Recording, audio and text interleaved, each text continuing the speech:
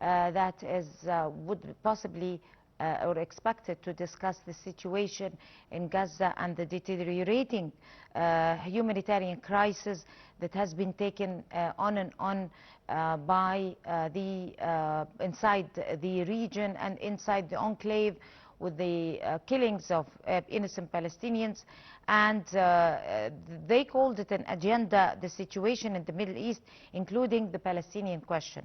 Of course, many concerns were raised over the humanitarian crisis and the possible means to achieve the peace that was agreed on before the US and Iranian military confrontation. Very delighted to be having over the phone Dr. Monica William, international relations expert. Good morning, Dr. William. Good morning. Thank you for having me today. It's a real pleasure to have you. How do you assess the situation in Gaza as that was Security Council session was taken, and they say that the situation is even becoming worse? Yes, of course. Yesterday, especially, escalation further highlighted the widening gap between military objective and humanitarian realities on the ground. Many reports indicated intensified military activity, continued civilian casualties, and additional pressure on Gaza already fragile infrastructure. So this development have reinforced the call for several international actors for an immediate ceasefire or expanding humanitarian access and a stronger protection for civilians.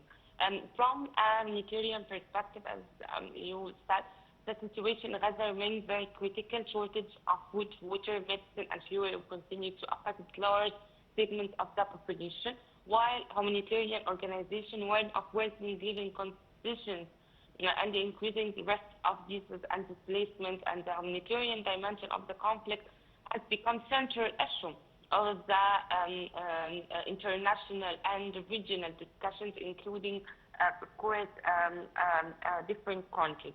The Security Council and the UN as all represent more than routine diplomatic gathering, or it's just a test of the international community ability to respond to both the security and the humanitarian challenges. But we have to attempt that it's part of Israeli escalation. Of course, it's just response for the agreement which is signed between United States and Iran.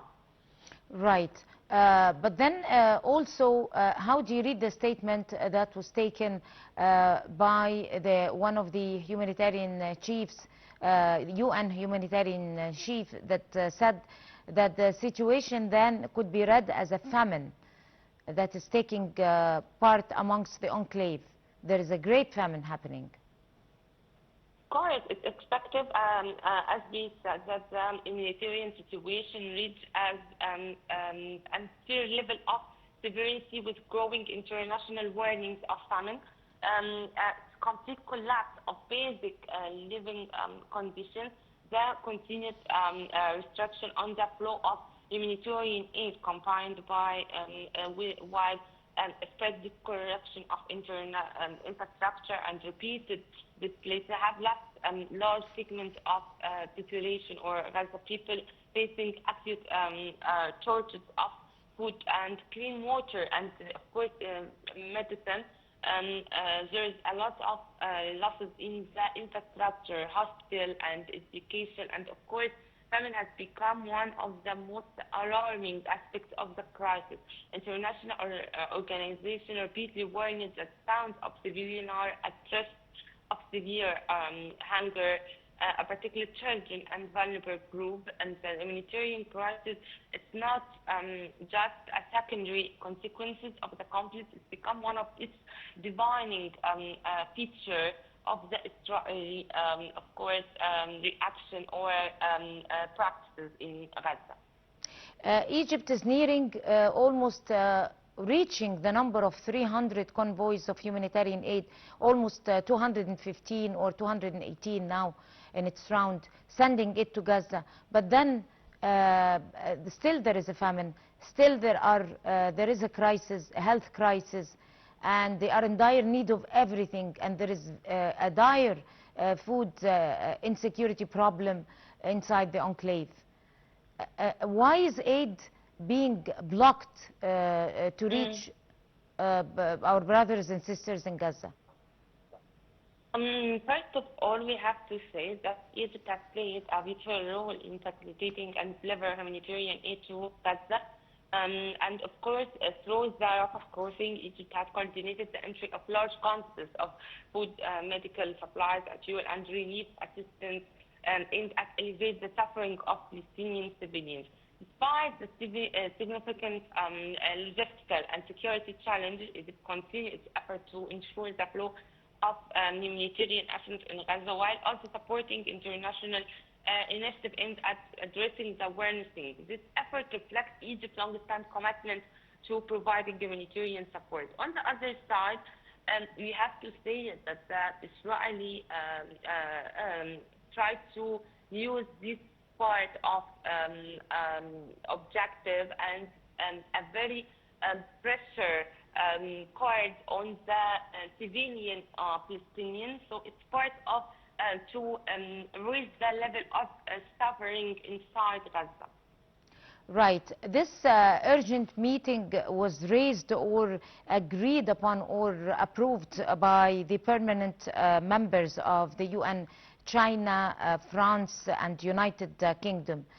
So there is a great support from all countries, not only those 4 countries or the member countries of the UN, but the whole world is supporting rescuing the people inside Gaza and stretching our hands, and this has been discussed. So do you think this time it could be helpful, the approval of those countries and the call and support of countries like China and France and Russia?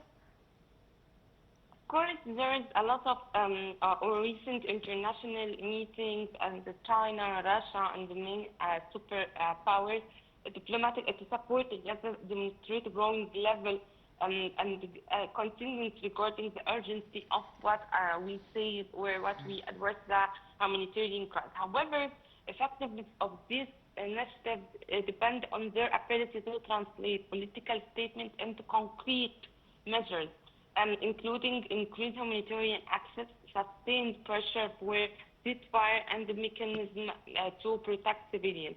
The key challenge facing the international community is that humanitarian support alone may not be sufficient if military developments on ground continue to move in the opposite direction. Israel expands its military operation. Yesterday, we have 3 killers and seek to establish new realities on the ground. Of course, concerns are growing that the gap between diplomatic efforts and field development is widening. From a political perspective, international pressure can influence Israeli calculations, particularly when it comes to humanitarian access and long-term political arrangements. Nevertheless, Israeli leadership continues to prioritize its security objectives and to sustain or find a lot of exit strategy for its failure in Iran front, which may, of course, limit the immediate impact of international appeals nowadays. Right. Of course, the international arena is observing closely now what's happening with full image. But now that the Iranian-American-Israeli conflict is close to resolve, and they're taking a halt when it comes to this particular scene, do you think the interest of the whole world and attention are going to be diverted once again back to Gaza, and calls for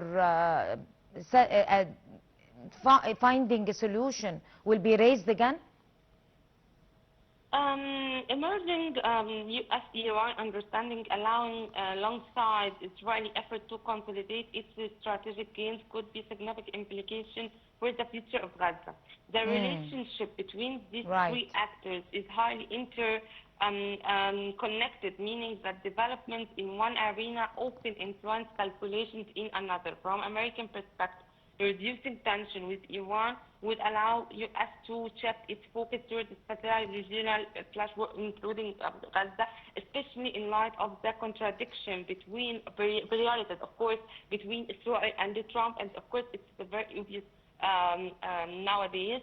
Of course, for Iran, any escalation with the United States, make a reach incentive to reduce direct regional confrontation and prioritize political and economic interests. However, Iran is also likely to seek guarantees that its regional influence and strategic interests aren't weakened as part of any broader settlement.